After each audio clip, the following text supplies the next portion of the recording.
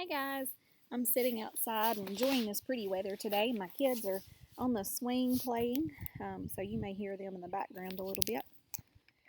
We are ready for chapter 6 and possibly chapter 7 in Charlotte's Web. Chapter 6 Summer Days. The early summer days on a farm are the happiest and fairest days of the year. Lilacs bloom and make the air sweet and then fade. Apple blossoms come with the lilacs, and the bees visit around among the apple trees. The days grow warm and soft, school ends, and children have time to play and to fish for trouts in the brook. Avery often brought a trout home in his pocket, warm and stiff and ready to be fried for supper. Now that school was over, Fern visited the barn almost every day to sit quietly on her stool. The animals treated her as an equal. The sheep lay calmly at her feet. Around the 1st of July, the work horses were hitched to the mowing machine, and Mr. Zuckerman climbed into the seat and drove into the field. All morning you could hear the rattle of the machine as it went round and round, while the tall grass fell down behind the cutter bar in long green swaths. The next day, if there was no thunder shower, all hands would help rake and pitch and load, and the hay would be hauled to the barn in the hay wagon, with Fern and Avery riding at the top of the load.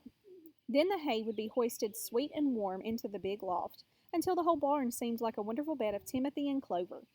It was fine to jump in and perfect to hide in, and sometimes Avery would find a little grass snake in the hay and would add it to the other things in his pocket.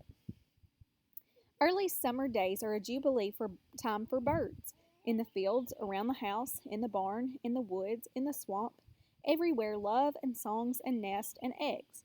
From the edge of the woods, the white-throated sparrow, which must come all the way from Boston, calls, "Oh, Peabody, Peabody, Peabody!" On an apple bough, the phoebe teeters and wags its tail and says, "Phoebe, Phoebe." The song sparrow, who knows how brief and lovely life is, says, "Sweet, sweet, sweet interlude, sweet, sweet, sweet interlude." If you enter the barn, the swallows swoop down from their nest and scold.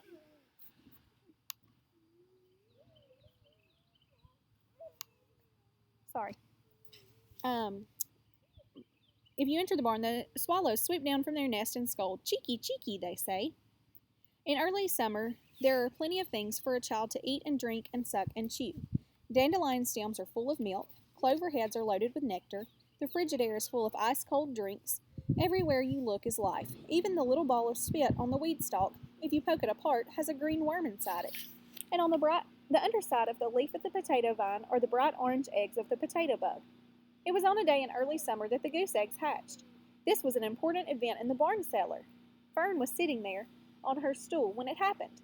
Except for the goose herself, Charlotte was the first to know that the goslings had at last arrived. The goose knew a day in advance that they were coming. She could hear their weak voices calling from inside the egg.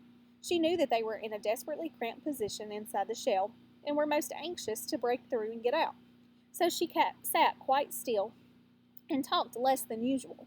When the first gosling poked its gray-green head through the goose's feather and looked around, Charlotte spied it and made the announcement. "I am sure," she said, "that every one of us here will be gratified to learn that after 4 weeks of unremitting effort and patience on the part of our friend the goose, she now has something to show for it. The goslings have arrived. May I offer my sincere congratulations?" "Thank you, thank you, thank you," said the goose, nodding and bowing shamelessly. "Thank you," said the gander. "Congratulations!" shouted Wilbur. "How many goslings are there? I can only see one." "There are 7," said the goose. "Fine," said Charlotte. "7 is a lucky number." "Luck had nothing to do with this," said the goose. "It was good management and hard work." At this point, Templeton showed his nose from his hiding place under Wilbur's trough. He glanced at Fern, then crept cautiously toward the goose, keeping close to the wall. Everyone watched him, for he was not well liked, not trusted. "Look," he began in his sharp voice. "You say you had 7 goslings. There were 8 eggs. What happened to the other egg? Why didn't it hatch?" "It's a dud, I guess," said the goose. "What are you going to do with it?" continued Templeton, his little round beady eyes fixed on the goose. "You can have it," replied the goose. "Roll it away and add it to that nasty collection of yours." Templeton had a habit of picking up unusual objects around the farm and storing them in his home. He saved everything. Certainly, said the gander. "You may have the egg, but I'll tell you one thing, Templeton. If I ever catch you oking your ugly nose around our goslings, I'll give you the worst pounding a rat ever took." And the gander opened his strong wings and beat the air with them to show his power. He was strong and brave, but the truth is, both the goose and the gander were worried about Templeton, with good reason. The rat had no morals, no conscience, no scruples, no consideration, no decency, no milk of rodent kindness, no compunctions, no higher feeling, no friendliness, no anything. He would kill a gosling if he could get away with it. The goose knew that. Everybody knew that. With her broad bill, the goose pushed the unhatched egg out of the nest, and the entire company watched in disgust while the rat rolled it away. Even Wilbur, who could eat almost anything, was appalled. Imagine wanting a junky, old rotten egg, he muttered. A rat is a rat, said Charlotte. She laughed a tinkling little laugh. But my friends, if that ancient egg ever breaks, this barn will be untenable. What's that mean? Asked Wilbur. Untenable. It means nobody will be able to live here on account of the smell. A rotten egg is a regular stink bomb. I won't break it, snarled Templeton. I know what I'm doing. I handle stuff like this all the time. He disappeared into his tunnel, pushing the goose egg in front of him. He pushed and nudged till he succeeded in rolling it to his lair under the trough. That afternoon, when the wind had died down and the barnyard was quiet and warm, the gray goose led her 7 goslings off the nest and out into the world. Mr. Zuckerman spied them when he came with Wilbur's supper. Well, hello there, he said, smiling all over. Let's see. 1, 2, 3, 4, 5, 6, 7. 7 baby geese. Now, isn't that lovely? Chapter 7. Bad News. Wilbur liked Charlotte better and better each day. Her campaign against insects seemed sensible and useful. Hardly anybody around the farm had a good word to say for the fly. Flies spent their time pestering others. The cows hated them. The horses detested them. The sheep loathed them. Mr. and Mrs. Zuckerman were always complaining about them and putting up screens. Wilbur admired the way Charlotte managed. He was particularly glad that she always put her victim to sleep before eating it. It's real thoughtful of you to do that, Charlotte, he said. Yes, she replied in her sweet musical voice. I always give them an anesthetic. She went to the house. So they won't feel pain. It's a little service I throw in.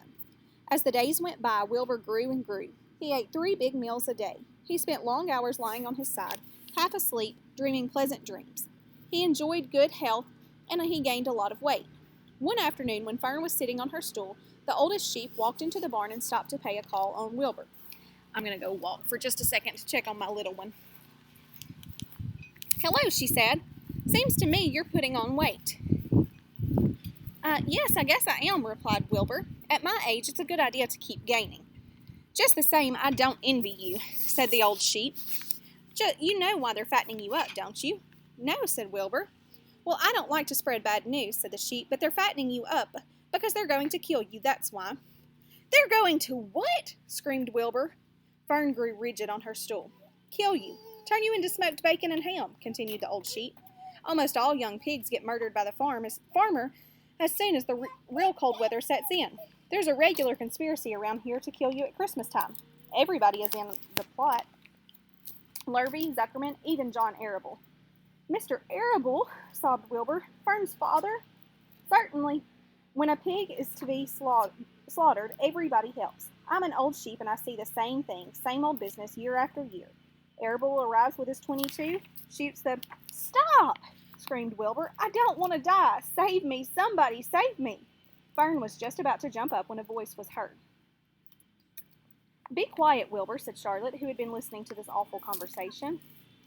I can't be quiet, screamed Wilbur, racing up and down. I don't want to be killed. I don't want to die.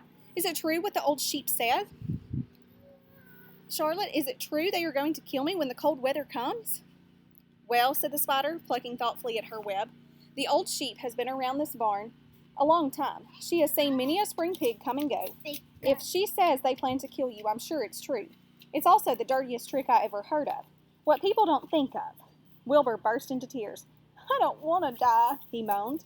I want to stay alive, right here in my comfortable manure pile with all my friends. I want to breathe the beautiful air and lie in the beautiful sun. You're certainly making a beautiful noise, snapped the old sheep. I don't want to die, screamed Wilbur, throwing himself to the ground.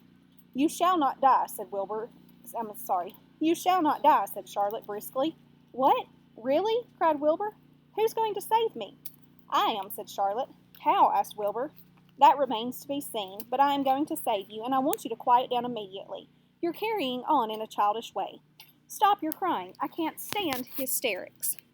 All right, so we will see what happens with Wilbur and see if Charlotte can save him in the coming chapters. So we will see you next time. Bye.